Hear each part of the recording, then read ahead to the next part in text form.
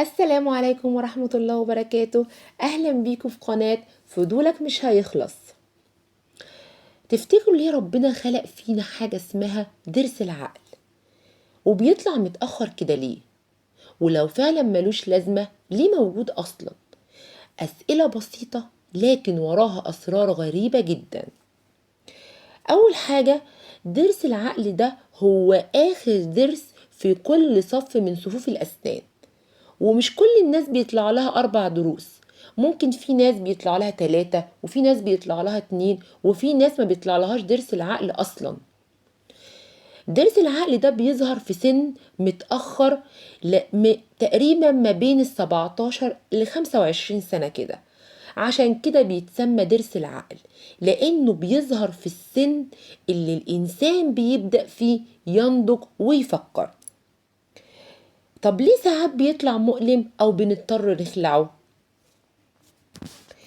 ده لأن زمان كان أجدادنا بياكلوا أكل ناشف زي اللحوم النية والمكسرات وجذور النباتات، فكانوا بيحتاجوا ضروس زيادة عشان يمضغوا بيها الأكل القاسي ده.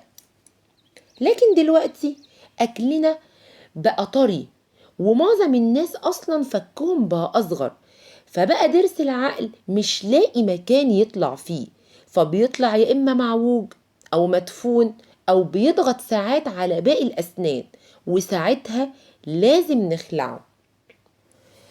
طب ضرس العقل ده ليه لازمة؟ بصراحة مش دايما، لكن في بعض الحالات لو طلع سليم وفي مكانه بيكون مفيد جدا في المضغ. انما بقى لو بدأ يعمل مشاكل زي اللي قلناها قبل كده، فساعتها الدكتور بيقول له باي باي ضرس العقل. وفي كمان معلومات غريبة ودراسات حديثة بتؤكد ان الاجيال الجاية ممكن ما يطلع لهاش ضرس العقل اصلا. ده لان الجسم بيبتدي يتكيف مع التغيرات اللي موجودة في الحياة. يعني بعد شوية ممكن نكون أصلا آخر جيل بعقل قصدي بضرس العقل.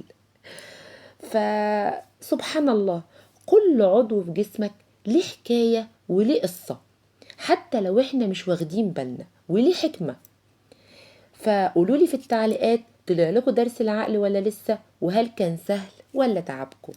لو الفيديو عجبك واستفدت، ما تنساش تعمل لايك وتشترك في القناة وتفعل الجرس عشان يوصلك كل جديد من سلسلة فضولك مش هيخلص، كل حلقة معلومة أغرب من الخيال. سلام مؤقت وفضول مستمر. كنتم مع فضولك مش هيخلص.